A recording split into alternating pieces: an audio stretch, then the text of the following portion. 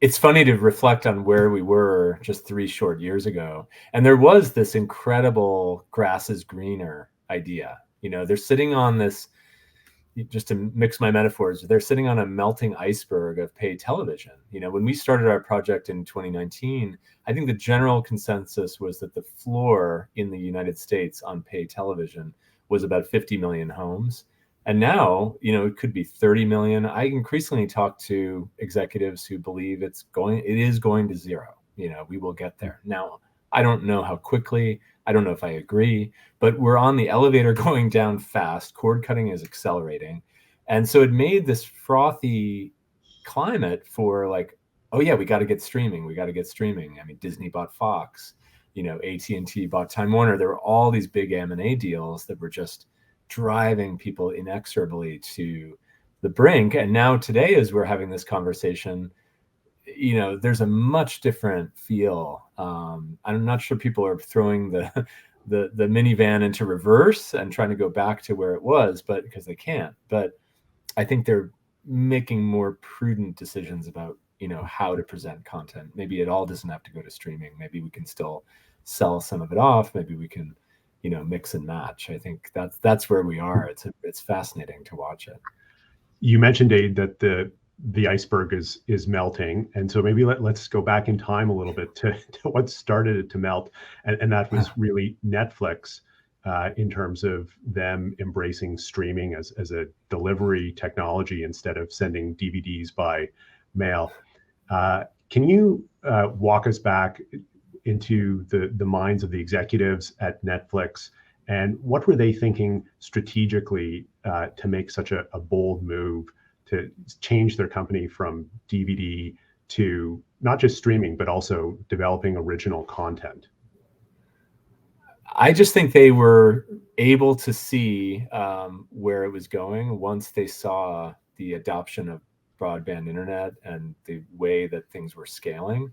I mean, we got a great quote from their former, I think, chief product officer, where he's talking, talking with Reed Hastings about, well, do you really think that people will actually sit at a computer or sit somewhere and digitally, get these, films, beamed over the internet to them? And he looked at him as if he was an idiot and said, look, I named this company Netflix, like, Netflix, like the net is in the name, meaning, of course we saw this coming. Now you can accept that or not.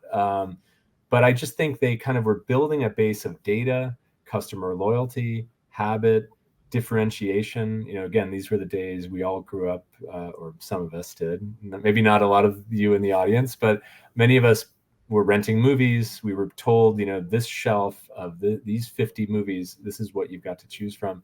Netflix said, oh, no, we've got a much bigger kind of menu you can choose from, and you kind of create your queue. It had a very good sort of sticky premise from the beginning. And then they just knew that they could kind of roll it over into streaming at a certain point.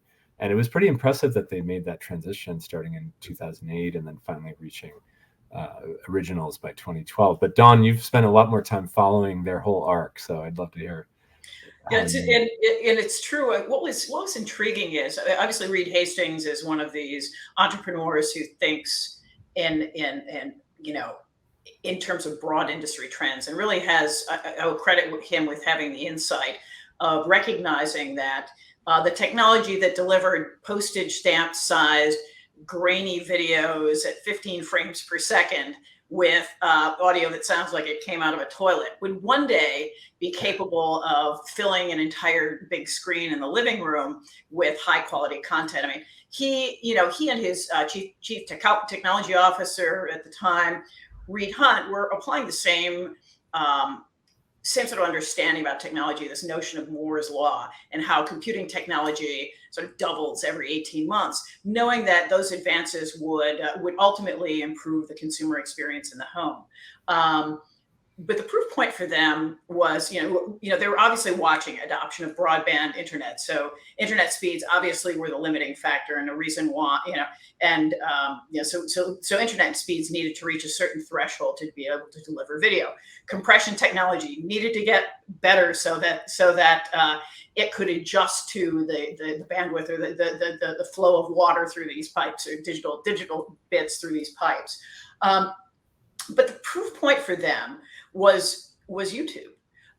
They weren't convinced that consumers would be willing to sit at a computer and watch streamed video, but YouTube demonstrated unequivocally that rather than that consumers wanted the immediate gratification of streaming, that it wasn't downloading technology had been something that they had invested a lot of time in. They had been planning to offer movies downloaded overnight onto a hard disk. They had done a great deal of research into that technology and delivering it, but what the consumer didn't want that. They didn't want to have to wait. So the immediate gratification that was demonstrated by YouTube really set them on this path. Knowing and they've benefited from gains in computing power and everything else, but that was the pivot point for them, and they were the first to recognize it.